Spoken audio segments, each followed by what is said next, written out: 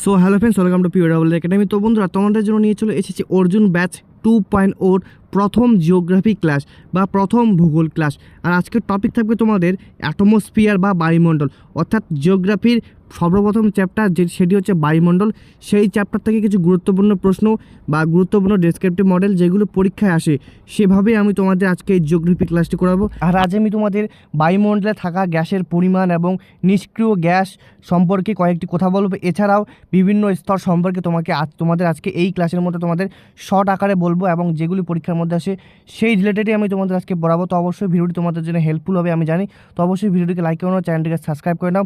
তাছাড়া অর্জুন ব্যাচের বিভিন্ন প্লেলিস্ট ডেসক্রিপশন বক্সে পেয়ে যাবে, ওখান থেকে তোমরা বিভিন্ন প্লেলিস্টে জয়েন হবে। তো বন্ধুরা, তোমাদের সবার আগে বুঝতে হবে বায়ুমণ্ডল কাকে বলে। আমাদের পৃথিবীর চারপাশে যে বায়ুস্তর রয়েছে তাকে মূলত বায়ুমণ্ডল বলা হয়। অর্থাৎ আমাদের পৃথিবীর চারপাশে যে বায়ুর স্তর রয়েছে তাকে বায়ুমণ্ডল বলা হয়। এই বায়ুমণ্ডলে বিভিন্ন ধরনের গ্যাস দিয়ে তৈরি। এই যে বায়ুমণ্ডল বিভিন্ন ধরনের গ্যাস দিয়ে তৈরি। সর্বপ্রথম তোমাদের নাইট্রোজেন বায়ুমণ্ডলের প্রায় 78.8% নাইট্রোজেন থাকে। অর্থাৎ বায়ুমণ্ডলে সবচেয়ে বেশি যেই গ্যাসটি থাকে সেটি হচ্ছে নাইট্রোজেন, যার পরিমাণ 78.8%। এরপরে তোমাদের রয়েছে অক্সিজেন, যার পরিমাণ প্রায় 20.95%। অর্থাৎ অক্সিজেনের পরিমাণ 20.95% বায়ুমণ্ডলে। আর এই যে অক্সিজেন আমাদের জীবনে অত্যন্ত গুরুত্বপূর্ণ একটি, কারণ এর মাধ্যমে আমরা শ্বাস প্রশ্বাস নেই। এছাড়াও যে অক্সিজেনের পরিমাণ ভূত্বকে সবথেকে বেশি, অর্থাৎ অক্সিজেনের পরিমাণ ভূত্বকে সবচেয়ে বেশি এই যে বায়ুমণ্ডলে আর কি। এরপরে তোমাদের জন্য থাকছে অর্গান গ্যাস প্রায় 0.93% বায়ুমণ্ডলে। অর্থাৎ অর্গান গ্যাসের পরিমাণ 0.93% বায়ুমণ্ডলে। এরপরে তোমাদের জন্য থাকতে চলেছে সেটি মূলত কার্বন ডাই অক্সাইড। অর্থাৎ কার্বন ডাই অক্সাইডের পরিমাণ বায়ুমণ্ডলে 0.03% কার্বন ডাই অক্সাইডের বায়ুমণ্ডলে গ্যাসের পরিমাণ। তো আশা করি বন্ধুরা, বায়ুমণ্ডলে গ্যাসের পরিমাণ সম্পর্কে তোমাদের ধারণাটি ক্লিয়ার হয়ে গেল, কোনটি কত পার্সেন্ট আছে। তো আশা করি তোমরা বুঝতে পেরেছো। তো আরেকবার বলে দেই, নাইট্রোজেনের পরিমাণ 78.8% এবং অক্সিজেনের পরিমাণ 20.95% এবং অর্গানের পরিমাণ 0.93% এবং কার্বন ডাই অক্সাইডের পরিমাণ 0.3%। তো আশা করি তোমরা বুঝতে পারলে। তো এরপরের দিকে যাব। এরপরে যে গুরুত্বপূর্ণ একটি পয়েন্ট হবে তোমাদের জন্য নিষ্ক্রিয় গ্যাস, অর্থাৎ বায়ুমণ্ডলে যে নিষ্ক্রিয় গ্যাস কী, এবং তোমাদের আমি নিষ্ক্রিয় গ্যাসের সংজ্ঞা, ব্যাখ্যা সব কিছু আলোচনা করব। তো সর্বপ্রথম তোমাদের জন্য থাকছে নিষ্ক্রিয় গ্যাস। তো সর্বপ্রথম পয়েন্টটি সেটি হবে, নিষ্ক্রিয় গ্যাস বলতে মূলত নোবেল গ্যাসকে বোঝায়। অর্থাৎ নিষ্ক্রিয় গ্যাস বলতে কোন গ্যাসকে বোঝায়? নিষ্ক্রিয় গ্যাস বলতে মূলত নোবেল গ্যাসকে বোঝায়। তো বন্ধুরা, তোমরা যদি এখন পরীক্ষার মধ্যে আসে যে নিষ্ক্রিয় গ্যাস বলতে নিচের কোনটিকে বোঝায়, সেটি হবে নোবেল গ্যাসকে বোঝায়। তো চলো পরবর্তী পয়েন্টের দিকে যাবো। পরবর্তী পয়েন্টে একটি গুরুত্বপূর্ণ পয়েন্ট হবে, এই যে নিষ্ক্রিয় গ্যাস তারা কার সাথে বিক্রিয়া করে কি করে না সেটি নিয়ে তোমাদের বলবো। তো নিষ্ক্রিয় গ্যাস মূলত কারোর সাথে বিক্রিয়া করে না। অর্থাৎ এই নিষ্ক্রিয় গ্যাস অন্য কোনো পদার্থের সাথে সহজে রাসায়নিকভাবে বিক্রিয়া করে না, এই যে নিষ্ক্রিয় গ্যাস। তো আশা করি বুঝতে পারলে যে নিষ্ক্রিয় গ্যাস বিক্রিয়া করে কি না। তো নিষ্ক্রিয় গ্যাস মূলত বিক্রিয়া করে না কারোর সাথে। আর এই নিষ্ক্রিয় গ্যাস কয়টি আছে বন্ধুরা? আর এই যে নিষ্ক্রিয় গ্যাস মূলত 6টি আছে। সেই 6টি কী তোমাদের আমি সহজে ব্যাখ্যা করব। আর এই নিষ্ক্রিয় গ্যাস দিয়ে কী করা যায়। তো দেখতে পাচ্ছ এখানে মোট 6টি প্রাকৃতিক নিষ্ক্রিয় গ্যাস রয়েছে। তো মোট কয়টি নিষ্ক্রিয় গ্যাস রয়েছে? 6টি প্রাকৃতিক নিষ্ক্রিয় গ্যাস রয়েছে আমাদের বায়ুমণ্ডল। আর এই নিষ্ক্রিয় গ্যাসগুলি কী? তো বন্ধুরা, 6টি যে নিষ্ক্রিয় গ্যাস সেটি হচ্ছে হিলিয়াম, নিয়ন, আর্গন, ক্রিপ্টন, রেডন এবং জেনন। অর্থাৎ যে 6টি প্রাকৃতিক নিষ্ক্রিয় গ্যাস রয়েছে তাদের নাম হচ্ছে হিলিয়াম, নিয়ন, আর্গন, ক্রিপ্টন, রেডন এবং জেনন। আর বন্ধুরা, এখানে দেখতে পাচ্ছ যে নোবেল। তো নোবেল কথার অর্থ কী, বা নিষ্ক্রিয় গ্যাসে বলতে যে নোবেল গ্যাসকে বোঝানো হচ্ছে, সেই নোবেল গ্যাসটি কী? তো তোমাদের সহজে ব্যাখ্যা করে বলি। যেমন সোনা বা হিরে সহজে নষ্ট হয় না বা অন্য কিছুর সাথে সহজে মিশে যায় না, তেমনি এই গ্যাসগুলো খুব শান্ত এবং নিজের মতো থাকে, তাই এদের নোবেল গ্যাস বলা হয়। তো নোবেল গ্যাস কাকে বলা হয় তোমরা বুঝতে পারলে। তো আরেকবার তোমাদের সহজ ভাষায় বলে দিই, যেমন ধরো সোনা বা হিরে নষ্ট হয়ে যায় না খুব সহজে বা কারোর সাথে মিশে যায় না, তেমনি এই গ্যাসগুলো কারোর সাথে মিশে যায় না, তাই এদের নোবেল গ্যাস বলা হয়। তো আর বন্ধু, আশা করি বুঝতে পারলে। তো চলো পরবর্তী স্লাইডের দিকে যাব। পরবর্তী স্লাইডে তোমাদের নিষ্ক্রিয় গ্যাস সম্পর্কে বলবো। যদিও এই গ্যাসগুলির পরিমাণ বায়ুমণ্ডলে খুব কম, তবুও বিজ্ঞান ও প্রযুক্তির বিভিন্ন ক্ষেত্রে এদের গুরুত্বপূর্ণ ব্যবহার রয়েছে। তো সর্বপ্রথম তোমাদের হিলিয়াম নিয়ে আলোচনা করব। হিলিয়াম নিষ্ক্রিয় গ্যাসটি, এটি মহাবিশ্বের দ্বিতীয় সর্বাধিক পাওয়া গ্যাস। বেলুনে এবং ডুবুরিদের সিলিন্ডারে ব্যবহৃত হয়। অর্থাৎ হিলিয়াম যে গ্যাসটি এটি মূলত মহাবিশ্বের দ্বিতীয় সর্বাধিক পাওয়া গ্যাস। বেলুনে এবং ডুবুরিদের সিলিন্ডারে ব্যবহার করা হয় এই হিলিয়াম নিষ্ক্রিয় গ্যাসটি।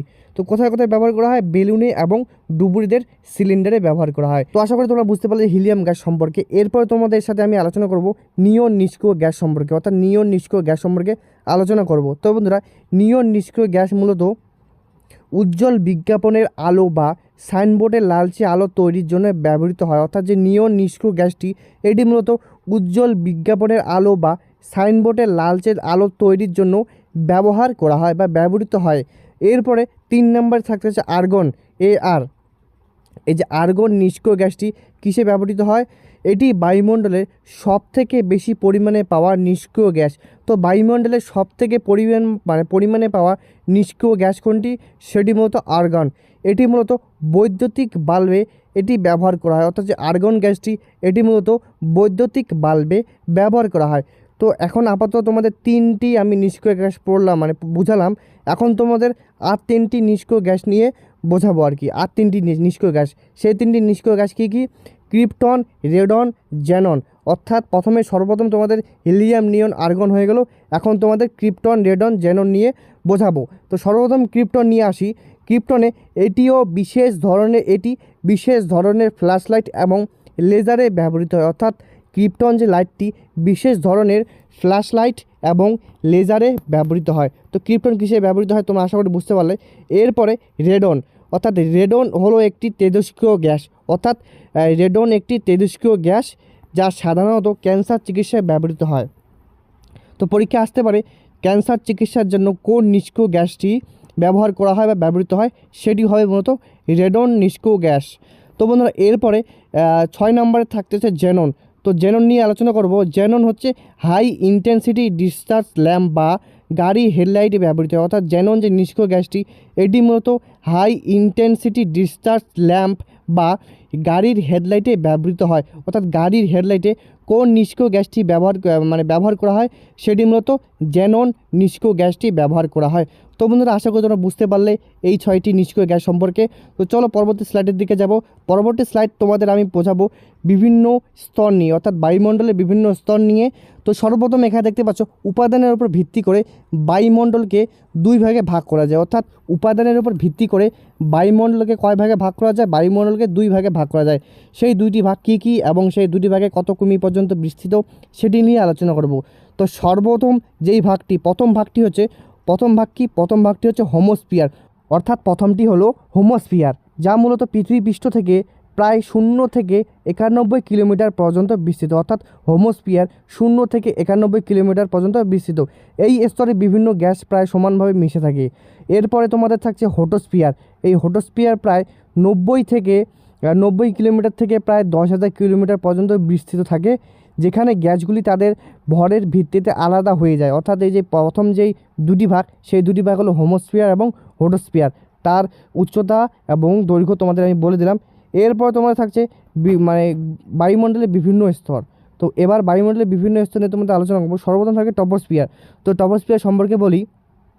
টপোস্ফিয়ার হলো বায়ুমণ্ডলের সর্বনিম্ন স্তর, যেটি মূলত ভূপৃষ্ঠের উপরিভাগের প্রায় 8 থেকে 17 কিমি পর্যন্ত বিস্তৃত।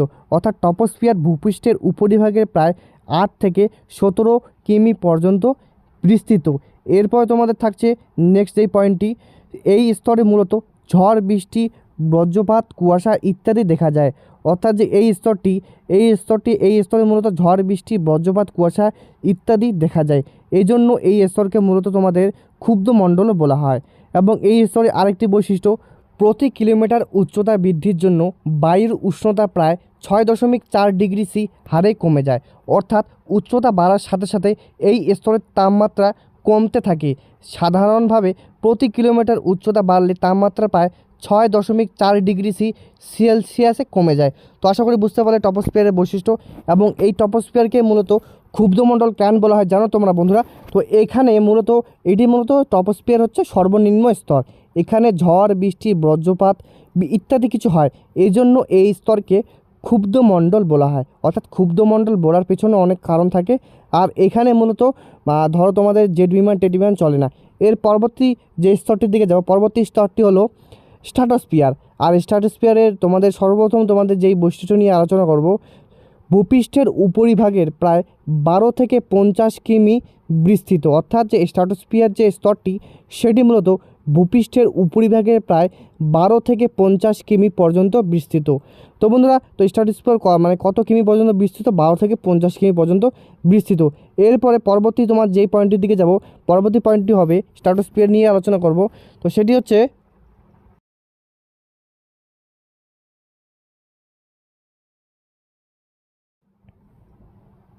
এই স্তরে মূলত ঝড় বৃষ্টি না হওয়ায় একে শান্তমণ্ডল বলা হয়। অর্থাৎ যে স্ট্র্যাটোস্ফিয়ার যে স্তরটি, এই স্তরে মূলত ঝড় বৃষ্টি হয় না, তাই একে শান্তমণ্ডল বলা হয়। আর টপোস্ফিয়ারে মূলত ঝড় বৃষ্টি হয়, সেই কারণে একে ক্ষুব্ধমণ্ডল বলা হয়, আর স্ট্র্যাটোস্ফিয়ারকে শান্তমণ্ডল বলা হয়।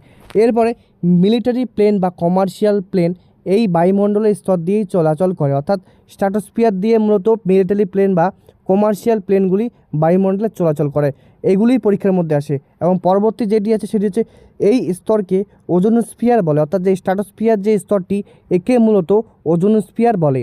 এরপরে আছে এই স্তরে ওজোন গ্যাস দেখা যায়। অর্থাৎ স্ট্র্যাটোস্ফিয়ার মানে স্তরটিতে ওজোন গ্যাস দেখা যায়। তো এখানে যে দেখতে পাচ্ছ 4-5টি তোমাদের আমি পয়েন্ট বললাম, এই পয়েন্টগুলির মধ্যে পরীক্ষা আসে স্ট্র্যাটোস্ফিয়ার থেকে। যেমন আসতে পারে শান্তমণ্ডল কোন স্তরকে বলা হয়, এবং মিলিটারি প্লেন কোন স্তর দিয়ে চলাচল করে, এবং ওজোনোস্ফিয়ার কোন স্তরকে বলে, এছাড়াও কোন স্তরে ওজোন গ্যাস দেখা যায়। এভাবেই তোমাদের পরীক্ষায় প্রশ্ন আসে। আর বিশেষ করে প্রতিবার যেই প্রশ্নটি আসে যে মিলিটারি প্লেন বা কমার্শিয়াল প্লেনগুলি কোন স্তরে বায়ুমণ্ডলে চলাচল করে, তো সেটি সঠিক উত্তর কি? স্ট্র্যাটোস্ফিয়ার। তোমরা যদি তোমরা যদি করো, তো আশা রাখবো তোমাদের প্রশ্ন দেখেই তোমরা অপশন ডাইরেক্ট সিলেক্ট করতে পারবে। তো বন্ধুরা, এই যে স্ট্র্যাটোস্ফিয়ার যে স্তরটিকে, সেটির আরেক নাম হচ্ছে স্ট্র্যাটোপোজ। অর্থাৎ স্ট্র্যাটোস্ফিয়ার যে স্তরটি, তার আরেক নাম হচ্ছে স্ট্র্যাটোপোজ। তো বন্ধুরা, এরপরে আমি তোমাদের যে স্তরটি নিয়ে আলোচনা করব, সেটির নাম হচ্ছে মেসোস্ফিয়ার। অর্থাৎ স্ট্র্যাটোস্ফিয়ারের পরের যে স্তরটি আসে, সেটির নাম হচ্ছে মেসোস্ফিয়ার। আর মেসোস্ফিয়ারে কিছু গুরুত্বপূর্ণ বৈশিষ্ট্য নিয়ে আলোচনা করব, যেগুলি পরীক্ষা আসে। সর্বপ্রথম যেটি হচ্ছে, উচ্চতা বাড়ার সঙ্গে সঙ্গে বায়ুর তাপমাত্রা কমতে থাকে। অর্থাৎ মেসোস্ফিয়ার যে স্তরটি, তার উচ্চতা বাড়ার সঙ্গে সঙ্গে বায়ুর তাপমাত্রা কমতে থাকে। তোমরা বুঝতে পারলে যে উচ্চতা যত বাড়বে, ধরো যত উচ্চতাটা বাড়বে বা যত উচ্চতা তোমরা অতিক্রম করবে, তত সেখানকার তাপমাত্রা কমতে থাকে। অর্থাৎ সেখানে তত ঠান্ডা হয় বা শীতল হয়। তো বন্ধুরা, এর যে মেসোস্ফিয়ার আর কিছু বৈশিষ্ট্য তোমাদের নিয়ে আলোচনা করব। তো আর কিছু বৈশিষ্ট্য দিকে যাব। তো সর্বপ্রথম যেই বৈশিষ্ট্য, সেটি মূলত এটির বিস্তৃত। অর্থাৎ বিস্তৃত প্রায় 50 থেকে 80 কিমি। অর্থাৎ যে মেসোস্ফিয়ার স্তরটি, সেটি মূলত 50 থেকে 80 কিমি পর্যন্ত বিস্তৃত। প্রায় 50 থেকে 80 কিমি পর্যন্ত বিস্তৃত। এরপরে এই স্তরে উল্কা দেখা যায়। অর্থাৎ কোন স্তরে উল্কা দেখা যায়? এই যে মেসোস্ফিয়ার স্তরে উল্কা দেখা যায়। তো এরপরে যেটি লাস্ট, সেটি হচ্ছে এটি বায়ুমণ্ডলের শীতলতম স্তর। তো প্রথম পয়েন্টের মধ্যে দেখতেই পাচ্ছ, উচ্চতা বাড়ার সঙ্গে সঙ্গে বায়ুর তাপমাত্রা কমতে থাকে। আর শেষের পয়েন্টে কী লেখা আছে? এটি বায়ুমণ্ডলের শীতলতম স্তর। অর্থাৎ যত উচ্চতা বাড়বে তত শীতল হবে। তো তার জন্য এই বায়ুমণ্ডলের সবথেকে শীতলতম স্তর কোনটি? মেসোস্ফিয়ার। তো বন্ধুরা, চলো পরবর্তী স্লাইডের দিকে যাব। পরবর্তী স্লাইডের প্রথম যে স্তরটি নিয়ে আলোচনা করবো, সেটি হচ্ছে থার্মোস্ফিয়ার বা আয়নোস্ফিয়ার। অর্থাৎ থার্মোস্ফিয়ারকে আয়নোস্ফিয়ার বলে। অপশনের মধ্যে যদি দেখো তোমরা আয়নোস্ফিয়ার, তো সেটিকে ভেবে নেয় থার্মোস্ফিয়ার। তো থার্মোস্ফিয়ারের সর্বপ্রথম বৈশিষ্ট্য, থার্মোস্ফিয়ারে সব গ্যাস আয়নিত অবস্থায় থাকে, তাই একে আয়নোস্ফিয়ার বলে। অর্থাৎ থার্মোস্ফিয়ার যে স্তরটিতে, সেটিতে সব গ্যাস আয়নিত অবস্থায় থাকে, তাই একে আয়নোস্ফিয়ার বলে। তো আয়নোস্ফিয়ার কেন বলে সেটি তোমরা বুঝতে পারলে, কারণ এখানে সব গ্যাস আয়নিত অবস্থা থাকে, তাই আয়নোস্ফিয়ার বলে। তো পরবর্তী যেই বৈশিষ্ট্যের দিকে যাব, এই স্তর বেতার তরঙ্গকে প্রতিফলিত করে। অর্থাৎ এই যে এই যে থার্মোস্ফিয়ার স্তরটি, এই স্তরটি মূলত বেতার তরঙ্গকে প্রতিফলিত করে। তো বুঝতে পারলে যে থার্মোস্ফিয়ার কেন বলার কারণ, আয়নোস্ফিয়ার বলার কারণ এখানে অনেক গ্যাস আয়নিত অবস্থা থাকে, তাই একে আয়নোস্ফিয়ার বলে, এবং এই স্তরে বেতার তরঙ্গ প্রতিফলিত হয়। এরপরে উচ্চতা নিয়ে আলোচনা করব। অর্থাৎ থার্মোস্ফিয়ারের উচ্চতা, এর উচ্চতা প্রায় 80 থেকে 513 কিমি। অর্থাৎ থার্মোস্ফিয়ারের মানে ভূপৃষ্ঠ থেকে উচ্চতা 80 থেকে 513 কিমি। এরপরে গুরুত্বপূর্ণ বৈশিষ্ট্য, সেটি হচ্ছে উচ্চতা বৃদ্ধিতে উষ্ণতা দ্রুত হারে বৃদ্ধি পায়। অর্থাৎ যে থার্মোস্ফিয়ার স্তরটি এটিতে যত উচ্চতা বৃদ্ধি পাবে তত উষ্ণতা দ্রুত হারে বৃদ্ধি পায়। তো আশা করি বুঝতে পারলে। তো এই যে থার্মোস্ফিয়ার আগে যে স্তরটি ছিল মেসোস্ফিয়ার, সেই স্তরটিতে মতো যত উচ্চতা বৃদ্ধি পাবে তত উষ্ণতা হ্রাস পাবে। আর এটাতে উচ্চতা বৃদ্ধিতে উষ্ণতা দ্রুত হারে বৃদ্ধি পাবে, বৃদ্ধি আর হ্রাস তোমরা দেখে নেবে। আর মেসোস্ফিয়ারকে শীতলতম বলা হয়, আর থার্মোস্ফিয়ার মূলত মানে আর কি উষ্ণতা প্রবণ স্তর। এরপরে যে লাস্ট এই বৈশিষ্ট্য সেটি হচ্ছে এই স্তরে মেরুজ্যোতি বা মেরু প্রভাব দেখা যায়। অর্থাৎ থার্মোস্ফিয়ারে মেরুজ্যোতি বা মেরু প্রভাব দেখা যায় মূলত আন্টার্কটিকা থেকে। এরপর এই পরবর্তী যে স্তরটি সেটি হচ্ছে এক্সোস্ফিয়ার। তো এক্সোস্ফিয়ারের সর্বপ্রথম বৈশিষ্ট্য, এর উচ্চতা প্রায় 513 থেকে 900 কিমি। অর্থাৎ এক্সোস্ফিয়ারের উচ্চতা ভূপৃষ্ঠ থেকে আর কি ভূপৃষ্ঠ থেকে 513 থেকে 900 কিমি। এরপরের এই পরবর্তী বৈশিষ্ট্য, উচ্চতা বৃদ্ধিতে উষ্ণতা অল্প হারে বৃদ্ধি পায়। অর্থাৎ এই যে এক্সোস্ফিয়ার যে স্তরটিতে এটিতে যত উচ্চতা বৃদ্ধি পাবে উষ্ণতা অল্প হারে বৃদ্ধি পাবে, আগেরটার মতো করে পাবে না, কিন্তু অল্প হারে হলেও বৃদ্ধি পাবে। এর পরবর্তী বৈশিষ্ট্য, হাইড্রোজেন ও হিলিয়াম গ্যাসের প্রাধান্য থাকে। অর্থাৎ এক্সোস্ফিয়ার স্তরটিতে হাইড্রোজেন ও হিলিয়াম গ্যাসের প্রাধান্য থাকে। হাইড্রোজেন ও হিলিয়াম গ্যাসের কোথায় প্রাধান্য থাকে, সেটির মতো এক্সোস্ফিয়ার স্তরে হাইড্রোজেন ও হিলিয়াম গ্যাসের প্রাধান্য থাকে। এর পরবর্তী বৈশিষ্ট্য, এই স্তরে কৃত্রিম উপগ্রহ পৃথিবীকে পরিক্রমণ করে। তো কোন স্তরে কৃত্রিম উপগ্রহ পৃথিবীকে পরিক্রমণ করে, সেটির মতো এক্সোস্ফিয়ার স্তরে। তো বন্ধুরা অবশ্যই এগুলো নোট লিখে রাখবে। এর পরবর্তী স্লাইড দিকে যাব। পরবর্তী স্লাইডের এবং লাস্ট যে স্তরটি সেটি নিয়ে আলোচনা করব, সেটি হচ্ছে ম্যাগনেটোস্ফিয়ার। অর্থাৎ এটি হচ্ছে বায়ুমণ্ডলের সর্বশেষ স্তর, অর্থাৎ কি সর্বশেষ স্তর। আর এর উচ্চতা প্রায় 900 থেকে 10,000 কিমি। অর্থাৎ ম্যাগনেটোস্ফিয়ারের উচ্চতা 900 থেকে 10,000 কিমি পর্যন্ত। এর পরবর্তী বৈশিষ্ট্য এবং লাস্ট বৈশিষ্ট্য, প্রোটন ও ইলেকট্রনের প্রাধান্য এই স্তরে দেখা যায়। অর্থাৎ ম্যাগনেটোস্ফিয়ার স্তরে প্রোটন ও ইলেকট্রনের প্রাধান্য দেখা যায়। তো প্রোটন ও ইলেকট্রনের প্রাধান্য কোথায় দেখা যায়, এই ম্যাগনেটোস্ফিয়ার স্তরে দেখা যায়। তো বন্ধুরা এরপরে তোমাদের নিয়ে আলোচনা করব সৌর বিকিরণ বা সোলার রেডিয়েশন। তো সৌর বিকিরণ কি, এর সংজ্ঞা কি? এর সংজ্ঞা হচ্ছে, সৌর বিকিরণের সংজ্ঞা, সূর্য থেকে যে বিশাল পরিমাণ শক্তি ক্ষুদ্র তড়িৎ চৌম্বকীয় তরঙ্গ রূপে মহাশূন্যের মধ্য দিয়ে পৃথিবীতে এসে পৌঁছায় তাকেই সৌর বিকিরণ বলে। অর্থাৎ সৌর বিকিরণ কাকে বলে? সূর্য থেকে যে বিশাল পরিমাণ শক্তি ক্ষুদ্র তড়িৎ চৌম্বকীয় তরঙ্গ রূপে মহাশূন্যের মধ্য দিয়ে পৃথিবীতে এসে পৌঁছায় তাকেই সৌর বিকিরণ বলে। তো আশা করি সৌর বিকিরণ বা সোলার রেডিয়েশন সম্পর্কে বুঝতে পেরেছো। এরপরে এর পরবর্তী যেই পয়েন্টটি নিয়ে আলোচনা করব সেটির মতো গুরুত্বপূর্ণ এবং পরীক্ষায় বারবার আসে, সেটি কি বন্ধুরা? সেটি হচ্ছে ইনসোলেশন। ইনসোলেশনের সংজ্ঞা কি? সূর্য থেকে বিকিরিত মোট শক্তি প্রায় 200 কোটির 1 ভাগের পৃথিবীতে আসে। অর্থাৎ সূর্য থেকে বিকিরিত মোট শক্তির মাত্র 200 কোটি ভাগের 1 ভাগ পৃথিবীতে আসে। এই আগত সূর্যরশ্মিকে বলা হয় মূলত ইনসোলেশন। অর্থাৎ ইনসোলেশন কাকে বলা হয়? সূর্য থেকে যে বিকিরিত মোট শক্তি প্রায় 200 কোটি ভাগের 1 ভাগ পৃথিবীতে আসে তাকে মূলত ইনসোলেশন বলা হয়। তো বন্ধুরা আশা করি বুঝতে পারলে। এবং পরবর্তী সেই স্লাইড সেটাও খুব গুরুত্বপূর্ণ, কার্যকারী সৌর বিকিরণ বা এফেক্টিভ সোলার রেডিয়েশন। অর্থাৎ কার্যকারী সৌর বিকিরণ কথার অর্থ কী বা একে কী বলে, সংজ্ঞা শর্টকাট করে তোমাদের বলে দিই সংজ্ঞাটি। সূর্য থেকে আগত 100% সৌরশক্তির মধ্যে মাত্র 66% বায়ুমণ্ডল ও ভূপৃষ্ঠকে সরাসরি উত্তপ্ত করতে পারে। এই অংশটিকে মূলত কার্যকারী সৌর বিকিরণ বলা হয়।